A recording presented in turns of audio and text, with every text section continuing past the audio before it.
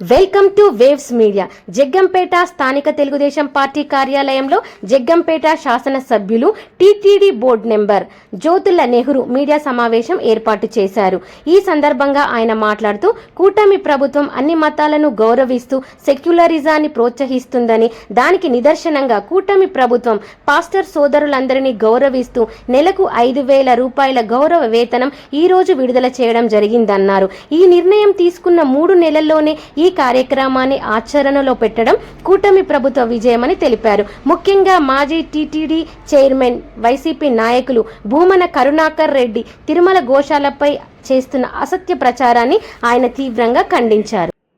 హిందూ మతం మీద కానీ భారత రాజ్యాంగం మీద కానీ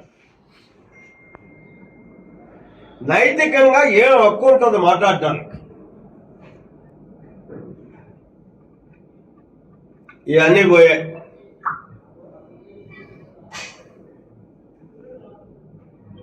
ఇక్కడ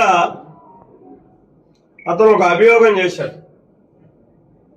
నేను సూటిగా కరుణాకర్ రెడ్డిని ఒకటే అడుగుతున్నాను, నీ గుండె మీద చేసుకు, నువ్వు 2 సార్లు బోర్డు మెంబర్గా కానీ 2 సార్లు నువ్వు చైర్మన్గా కానీ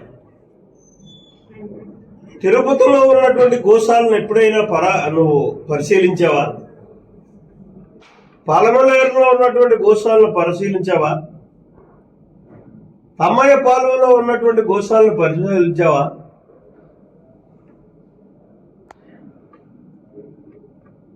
ఏది ఎక్కడుందో తెలీదు, ఎలా నిర్వర్తిస్తున్నారో తెలీదు.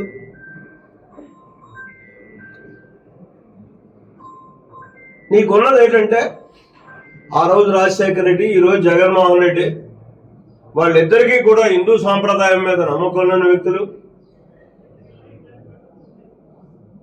నిన్ను తీసుకొచ్చి టీటీడీ బోర్డు చైర్మన్ చేస్తే నువ్వు దాన్ని ఎందుకు ఉపయోగించుకున్నావో ప్రజలందరికీ లేదు, అడ్డుకోవడానికి ఉపయోగించు. ఎంత ఆశ్చర్యం ఏంటంటే ప్రత్యక్షంగా నేను చూసినటువంటి పరిస్థితి, తిరుపతి రైల్వే స్టేషన్లో మనం దిగితే భక్తులుగా సినిమా హాల్ దగ్గర చూడండి, బ్లాక్ టికెట్లు అమ్ముకుంటారు. 10 రూపాయలు, 50 రూపాయలు, 10 రూపాయలు, 50 రూపాయలు, 10 రూపాయలు, 50 రూపాయలు. అదే రకమైనటువంటి తంతు ఇతను చైర్మన్ గా ఉన్న కాలంలో. దర్శనం టికెట్ కావాలా, దర్శనం టికెట్ కావాలా, 5,000, 6,000, 7,000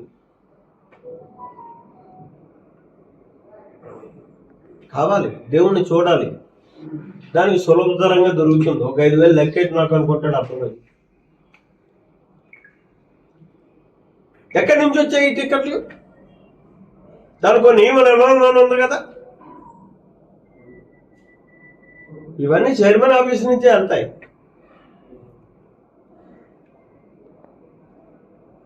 నిస్తార్థుడు అనుకున్నటువంటి వెంకటేశ్వరుడి మీద 100% దైవభక్తి ఉన్నటువంటి సుబ్బారెడ్డి ఆఫీస్ నుంచి కూడా ఈ రకంగా వెళ్ళినటువంటి సంఘటనలు ఉన్నాయి.